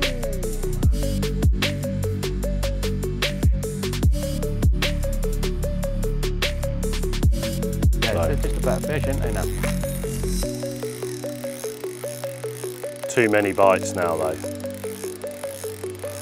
I would be more annoyed if they all look the same, but you don't know what's going to No, pop up. that is the beauty of it. You That's know. why, again, that is why I love it. Got to be a better fish, this. Yeah. This is a better one. I just take it so easy under the tip. Oh, look at that tip. I love it when that tip just goes like that. Oh, oh, thought he was off then.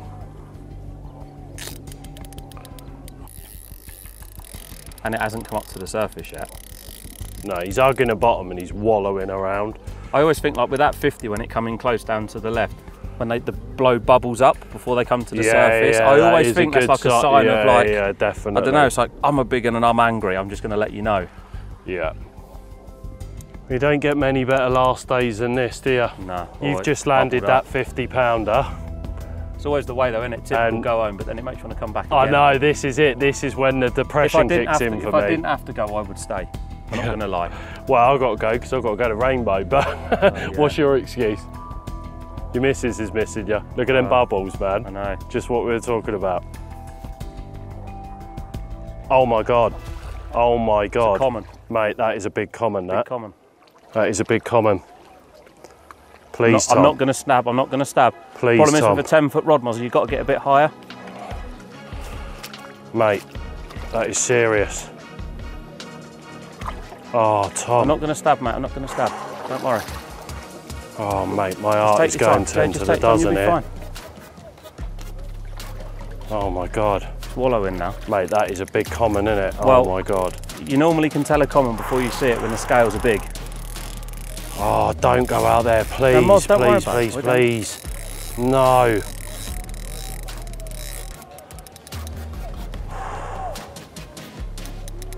I'm not going to stab at it, whatever I'm going to do. Mate, I'd rather you stabbed at it. No chance. After seeing that. Right, this is it. It's the biggest common we've caught. This is it, all right? I'm just going to walk back. I've netted enough fish, don't panic, my son. I know, well.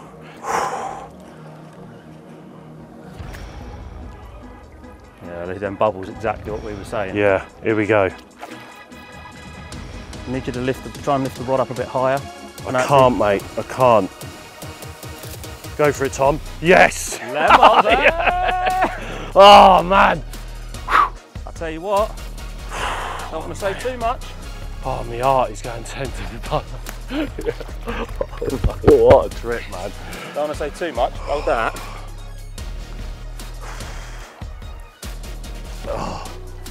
Oh my Lord, oh mate, oh my, mate. Shut up. Mate, that's a giant. Oh no. Yes. An amazing trip. Mate. Mate, have a word, Tom. Look at the width of the bit. Oh, shut up. Never gonna lose it. No? Oh, man. That is ridiculous.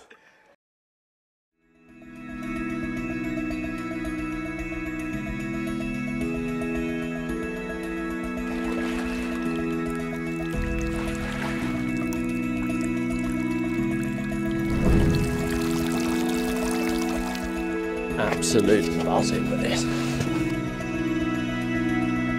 Well, if Calsberg made endings, then they don't get much better than this. What are you saying, Thomas? A pair of public lake giants. Oh, wow. Unbelievable. What a pair of carp. Big mirror, big common to end on. And if you've got this far through the video and you've enjoyed it as much as what we have making it, guess in the comments below how big you think this mirror and this common is for your chance to win one of the brand new Fox welded unhooking mats. It has been a session of a lifetime, a dream come true, and that's just to spend 6 nights with Mozza. Mate, what a trip. unbelievable. I will take this to my grave, I'm telling you, this is special. Two really carp special. of epic proportions. Oh man, wow, yes.